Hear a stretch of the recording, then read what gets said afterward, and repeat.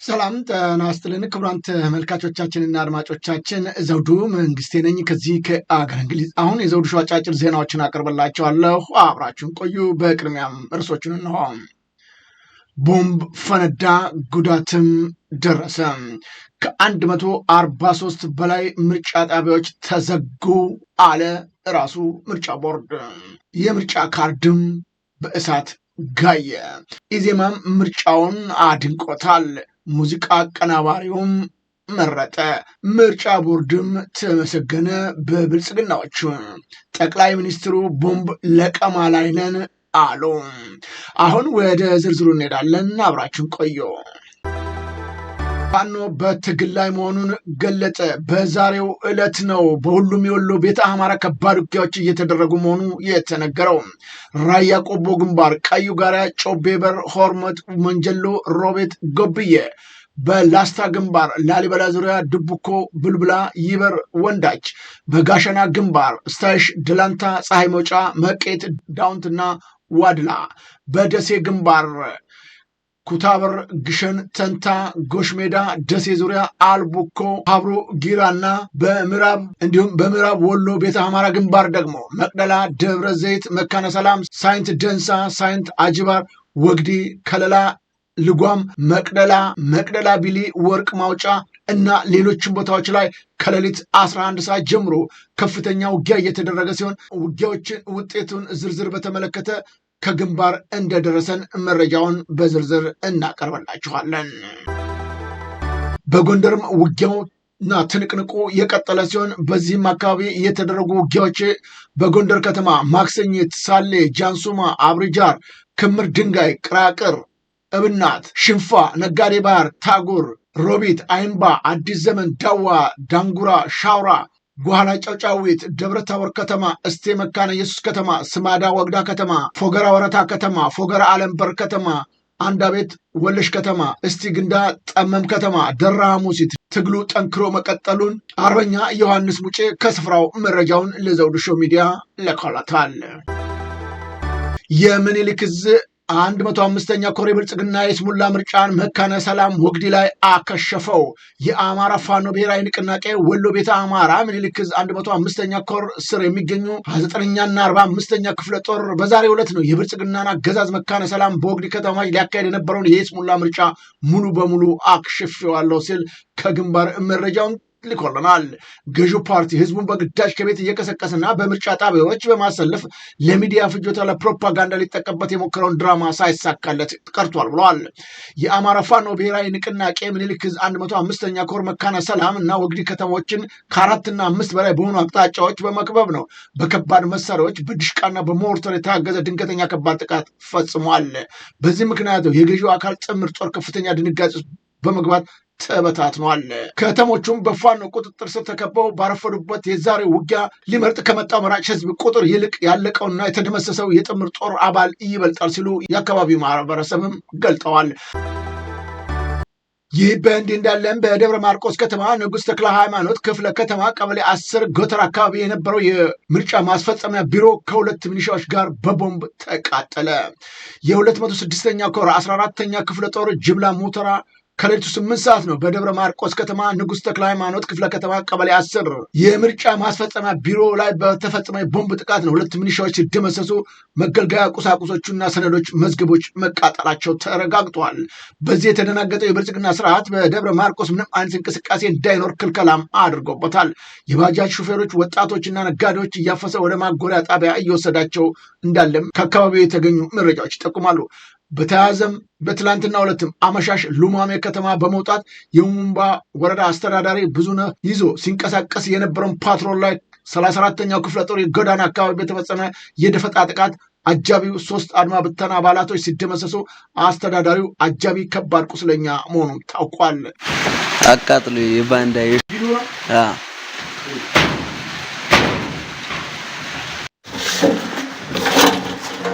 በዚህ ሁኔታ የምርጫውን ሰነድ በማቃጠል እርምጃ የወሰደው የፋኖ ኃይል ወደፊትም በተለይም ይህንን ስራ በሚያንቀሳቀሱ የብልጽግና ካድሬዎች ላይም እርምጃችን ጠንክሮ ይቀጥላል ሲሉ ገልጠዋል። በ206ኛ ኮር በደብረ ማርቆስ ከተማን ለመቆጣጠር ትንቅንቅ ላይ እንደሆነም የማይበገሩት የንጉሥ ተክለ ሃይማኖት ልጆች ጠላትን እያጨዱት እንደሆነም ተገለጸ። ደብረ ማርቆስ ከተማም በዛሬው ዕለት ጸጥ ረጭ ብላለች።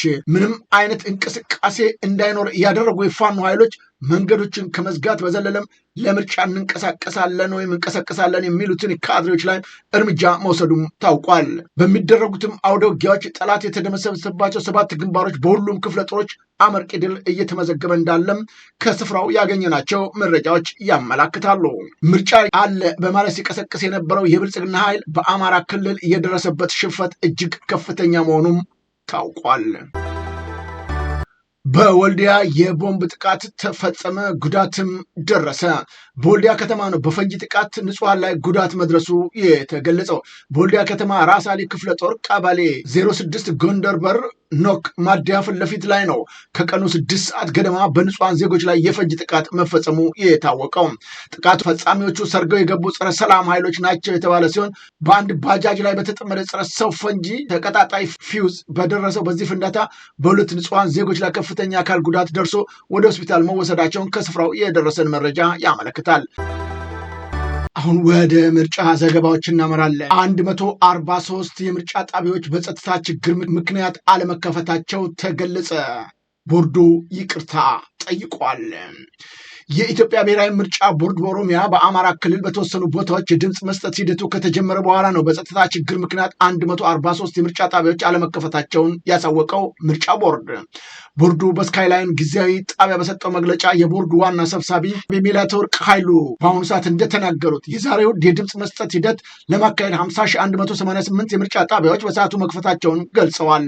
ከ12 ሰዓት እስከ ጠዋት ድረስ ባለው ጊዜ ውስጥ በሰዓታቸው ያልተከፈቱ የምርጫ ጣቢያዎች ብዛት 695 መሆናቸውን ዋና ሰብሳቢዋ ተናግረዋል።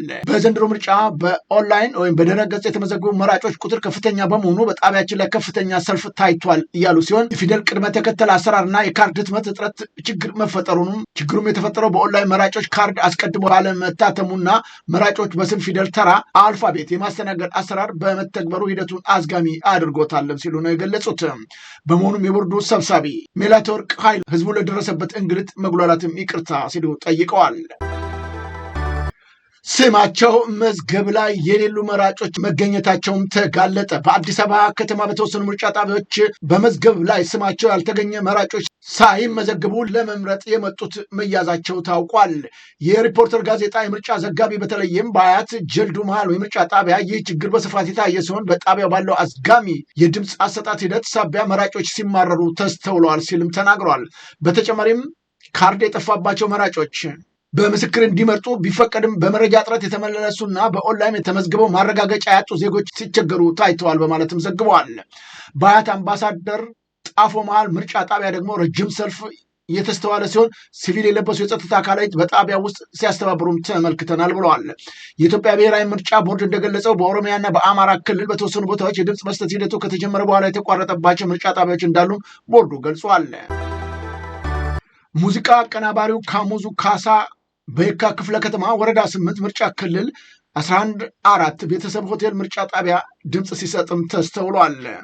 የዘንድሮ የፓርላማ አባላቶች ከእንቅልፋቸው ይነቃሉ በማለት እየተቹ ለምርጫው የሄዱ ሰዎች ካሙዙ ሙዚቃ እያቀነባበረ እንቅልፍ እንዳይዛቸው ያደርጋል። ከዚህ ውጭ ምን ሊሰራ ነው በምክር ቤት ፓርላማ ውስጥ የሚገባው በሚልም ትችታቸውን እየሰጡ የሚገኙ ኢትዮጵያኖች ቁጥር ጨምሯል። የዘንድሮ ምርጫ ገራሚና ደናቂ ነው ያሉ በርካታ ኢትዮጵያኖች በኃይል በጉልበት እያፈኑ እየደበደቡ እንዲመረጥ የሚደረግ ነገር ፈጽሞ ቤትም ዓለም ታይቶም ተሰምቶም አይታወቅም ብለዋልም።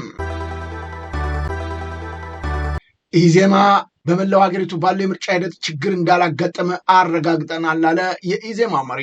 የኢዜማ ፓርቲ መሪ ኢዮብ መስፍን በቂርቆስ ክፍለ ከተማ ወረዳ 9 ምርጫ ጣቢያ ተገኝተው ድምፅ መስጠታቸው የታወቀ ሲሆን እስካሁን የምርጫ ሂደቱ መልካም መሆኑን ገልጸው የሚያጋጥም ችግሮችን ለመፍታት የማዕከላዊ ፖሊት ቢሮ ማዘጋጀታቸውንም ገልጸዋል። እስካሁን በመላው ሀገሪቱ ባለው የምርጫ ሂደት ችግር እንዳላጋጠመም ነው የተናገሩት። ይሁን እንጂ የኢዜማ ሰዎች ዛሬም የብልጽግናን ጉዳይ አስፈጻሚ ሆነው መቀጠላቸው በዛሬ በምርጫ ዕለት እንኳን ሳይቀር በመላው አገሪቱ ምርጫው በሰላም እየተካሄደ ነው ይላሉ። ይሁን እንጂ የምርጫ ቦርድ ራሱ ባወጣው የይቅርታ ጥያቄ ከ143 በላይ የምርጫ ጣቢያዎች ምርጫው ይካሄዳል ከተባለበት ቀን በኋላ በዛሬው ዕለት መመረጥ አለመቻሉን በጸጥታ ችግር ምክንያት መቋረጡን እየገለጸ ባለበት ሰዓት ብልጽግና ግን በሚያሳዝን ሁኔታ በሀገሪቱ ሁሉ ምርጫ ሰላም ነው ሲል ምስክርነቱን የኢዜማው መሪ እንዲህ ሲል ገልጧል። የምርጫ ሂደቱ እንደምታውቁት እንግዲህ ሂደቱ አጠቃላይ ከተጀመረ ከቅድመ ምርጫ ጀምሮ 1-4 ወር አካባቢ ሆኖታል። የቅስቀሳ ሂደቶችን ስናደርግ ነው የቆየ ነው። በእነዛ ሂደቶች የተለያዩ ችግሮች ቢያጋጥሙንም እነሱን ሶልቭ እያደረግን በሂደቱ ቆይተናል። እኛም እየመረጥን ያለነው በማዕከል ደግሞ ይህንን ሞኒተር የሚያደርግ ቲም ኦልሬዲ ስታብሊሽ አድርገናል። እስካሁን ባለ ሂደት ሜጀር የሚባል ትልቅ ችግር አላጋጠመንም። እስካሁን ባለው ብልጽግና ታዛቢዎች ያቀረቡት ነበር። እሱን ሁሉ ፈተናል። አሁን ቅሬታ የለንም። እስካሁን ውጤቱ ምንም ይሁን ምን ሂደቱ ትክክል እስከሆነ ድረስ የምንቀበለው ነው። ጠቅላይ ሚኒስትሩ እኔን ዛሬ የሚያሳስበኝ የመራጩ ሳይሆን ተመራጩ ነው ሲሉ ተናገሩ። ለሰባተኛው ጠቅላላ ምርጫ ድምፅ ለመስጠት በበሻሻ ጎማ 2 ሀሮ ምርጫ ጣቢያ የተገኙት ጠቅላይ ሚኒስትር አብይ አህመድ አሁን ላይ እሳቸው የሚያሳስባቸው ጉዳይ መራጩ ህዝብ ሳይሆን የተመራጩ ጉዳይ መሆኑን ነው የተናገሩት። ጠቅላይ ሚኒስትሩ ድምፃቸውን ከሰጡ በኋላ ለጋዜጠኞች በሰጡት ቃል ማህበረሰቡ እጩዎቹን ከመረጠ በኋላ የተመረጠው ህዝባቸው በጠበቃቸው ልክ በመተማመን እጃቸውንና ልባቸውን ንጹሐን ሆነው ደከመን ታከተን ሳይሉ ይህንን አገር ታሪክ የሚቀይሩና የህዝብን ውለታ ለመክፈል ዝግጁነታቸው ምን ያህል ነው ሲሉም የጠየቁ ሲሆን አሸንፋለሁ ሳይሆን ያመነንን ህዝብ እንዴት አገለግላለሁ ህይወቱንስ እቀይራለሁ የሚል እንደሆነ ነው ሲሉ ጠቅላይ ሚኒስትሩ ተናግረዋል። ለመሆኑ ሀገሪቱን 8 ዓመት በላይ ሲያስተዳድሩ እሳቸው ለህዝቡ ምን አደረጉ? ይህ ምርጫ እንዲደናቀፍ ብዙ ጥረት ተደርጓል፣ እኛም ቦምቦች ስንለቅም ከርመናል እያሉት ጠቅላይ ሚኒስትሩ በሚያሳዝን ሁኔታ ሰው እንዴት የራሱን ወገን ይገላል ይላሉ።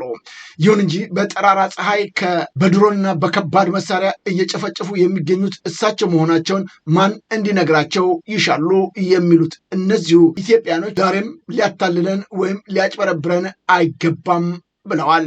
ጠቅላይ ሚኒስትሩም የቦምብ መለቃቀምን ጉዳይ በተመለከተ እንዲህ ሲሉ ተናግረዋል። ይህ ምርጫ እንዲደናቀፍ በመቶዎች የሚቆጠሩ ቦምቦች በየከተማው እኮ ስንለቅም ኖረናል። ሰው የራሱን ወገን የራሱን ወንድም ማን ላይ እንደሚያርፍ ሳያቅ እንደረበሽኩ ለማለት ብቻ ከሆነ አገር የተላከለትን ቦምብ ይዞ በየከተማው መሄድ ይሄ ጤነኛ የትግል ስልት አይደለም። ያ ቦምብ ልጅህን፣ እናትህን፣ ወንድምህን፣ እህትህን ሊገል ይችላል። ጠላት ላይ የሚያርፍ አይደለም። ቦምብ ሁለት ጠላትና ወዳጅ ተብሎ በተለዩ ኃይሎች ድንበር ተለይቶ የምትወራወረው ጉዳይ እንጂ ማህበረሰብ ውስጥ ኳስ የሚጫወት ሰው ውስጥ ምርጫ የሚያደርግ ሰው ውስጥ የምትገባው ጉዳይ አይደለም። ምርጫ ውስጥ ማን እንዳለ ስለማይታወቅ እና ይህ አስተሳሰብ መቀረፍ ያለበት ይመስለኛል።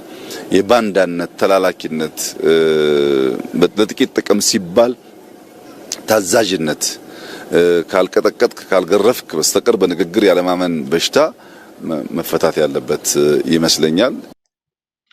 ጠቅላይ ሚኒስትሩ እንደዚህ ቢሉም ይሁን እንጂ ዛሬም ጭምር ለኢትዮጵያ ታሪክ መጥፋትና ለህዝቦች መፈናቀልና ሞት ዋነኛና ቀዳሚው ተጠያቂ ራሳቸው መሆናቸው ሊታወቅ ይገባልም ሲሉ እነዚሁ አስተያየት ሰጪዎች ተናግረዋል።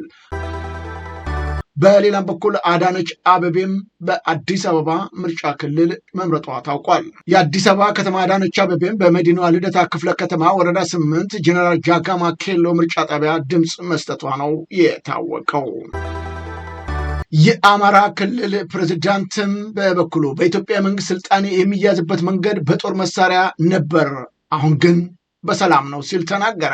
በኢትዮጵያ የመንግስት ታሪክ ውስጥ የመንግስት ስልጣንን ለመያዝ በአብዛኛው ከጦር መሳሪያና በጉልበት የሚመጣ ነው ሲል የአማራ ክልል ፕሬዝዳንት በባህር ዳር ከተማ በህዳሴ ምርጫ ጣቢያ ተገኝቶ ነው ይህን የተናገረው።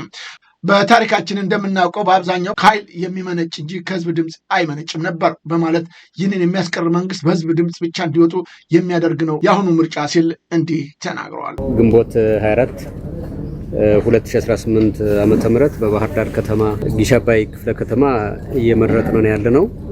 በዚህ ምርጫ ህዝቡ እንደምታዩት በሰልፍ ነው እየመረጠ ያለ። በከተማም ቀደም ሲል ከሰፈር ወደ ምርጫ ጣቢያ በመጣበት ጊዜ በጣም በርካታ ሰው ነው ወደ ምርጫ ጣቢያዎች እየተመማ ያለ።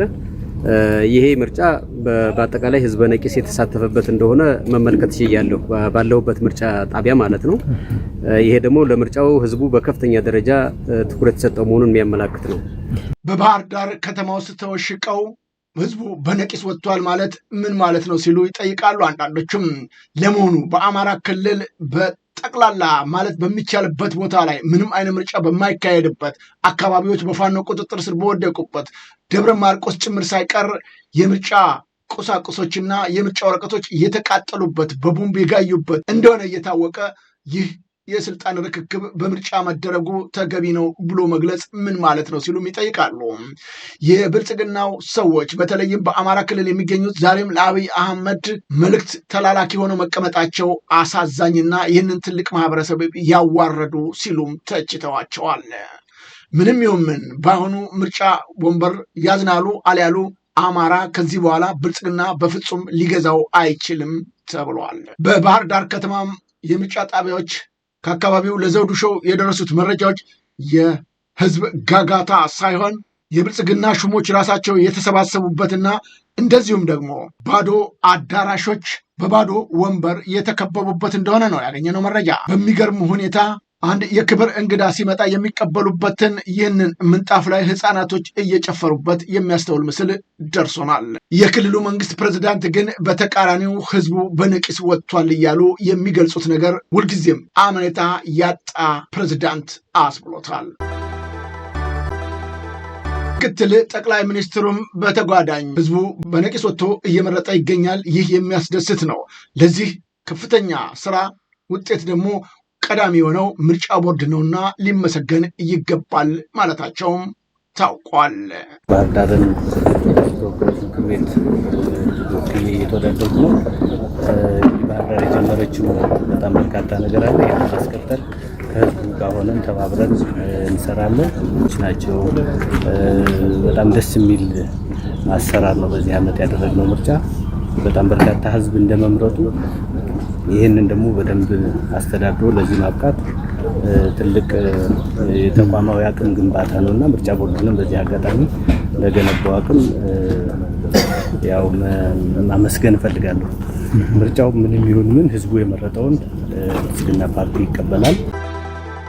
በተጓዳኝም እንደዚሁ አፈጉባኤውም ምርጫ ማከናወናቸው ታውቋል። ብልጽግናም ፓርቲ በመወከልም በጎንደር ከተማ በምርጫ ክልል ፒያሳ ቀበሌ መድን ድርጅት ምርጫ ጣቢያም ለህዝብ ተወካዮች ምክር ቤት እየተወዳደሩ የሚገኙት የፌዴሬሽን ምክር ቤት አፈጉባኤ አቶ አገኘው ተሻገርም ለጋዜጠኞች ምርጫው ተገቢና ትክክል መሆኑን ምንም እንከን የሌለው መሆኑን ተናግረዋል። በምርጫ ክልል 2014 አዲስ አበባ አዋሪ አካባቢ ሸማቾች ምርጫ ጣቢያም የኢፌዴሪ ፕሬዝዳንት ታዬ አጽቀ ሥላሴም ምርጫ ድምፅ መስጠታቸውን ለማወቅ ችለናል። የብልጽግና ልሳኖች የኢትዮጵያ ቴሌቪዥን ጨምሮ ምርጫው አመኔታን ያሳደረ ህዝቡ ከሀዘን ላይ ጭምር ተነስቶ መርጧል በማለትም ዘግበዋል። በሰሜን ሸዋ ዞን ነው ሲያደብርና ዋዩ ወረዳ ባያ ቀበሌ ሰከላ ምርጫ ጣቢያ እጅግ ልብ የሚነካና ታላቅ የዜግነት ኃላፊነት የታየበት ክስተት ሲሉ ነው የዘገቡት። ልጃቸው በሞት የተለየባቸው ቤተሰቦች አስከሬን በቤት አስቀምጠው 7 የቤተሰቡ አባላት በማለዳ ወደ ምርጫ ጣቢያ አምርተዋል ሲሉ የዘገበ ሲሆን በቦታው የነበረው ማህበረሰብ ለሀዘናቸው ክብር በመስጠት ሰልፍ ሳይጠብቁ ቅድሚያ ሰጥተዋቸው ድምፃቸውን ከሰጡ በኋላ ወደ ለቅሶ ቤታቸው ተመልሰዋል ሲል ዘግቧል። ይህ ተግባር ህዝባችን በምርጫ ሂደት ላይ ያለውን ጽኑ እምነትና ለሀገሩ ያለው የላቀ የክብር ተግባር ያረጋገጠበት ነው ሲል ነው የዘገበው። በጣም በሚያሳዝን ሁኔታ እንኳንስ ከለቅሶ ላይ ተነስተው ከአማራ ክልል ለመምረጥ አይደለም እየተገደዱ በኃይልና በዱላ በአመፅ እየመጡ መሆኑ እየታወቀ እንዲህ አይነት የስህተት ዘገባ በትልቅ የመገናኛ አውታር ላይ መገለጹ ነውር የተሞላበት ተግባር ሲሉ የመገናኛ አውታሩንና እንደዚሁም ብልጽግናዎችን ተችተዋቸዋል። ክቡራን ተመልካቾቻችንና አድማጮቻችን ለአሁኑ ያቀረብኩላችሁ የዘውዱ ሾው ዜናዎች እነዚህን ይመስሉ ነበረ። በቀጣይ ዝግጅታችን እስከምንገናኝ የዘውዱ ሾው ሚዲያን ሼር፣ ላይክ እና ሰብስክራይብ በማድረግ ወዳጅ ቤተሰቦቻችን እንድትሆኑ ከወዲሁ በማክበር እንጋብዛለን። ከዜናዎቹ ጋር አብሬያችሁ የነበርኩትን የዘውዱ መንግስት የነበርኩኝ። በቀጣይ ዝግጅታችን እስከምንገናኝ ጤና ይስጥልኝ።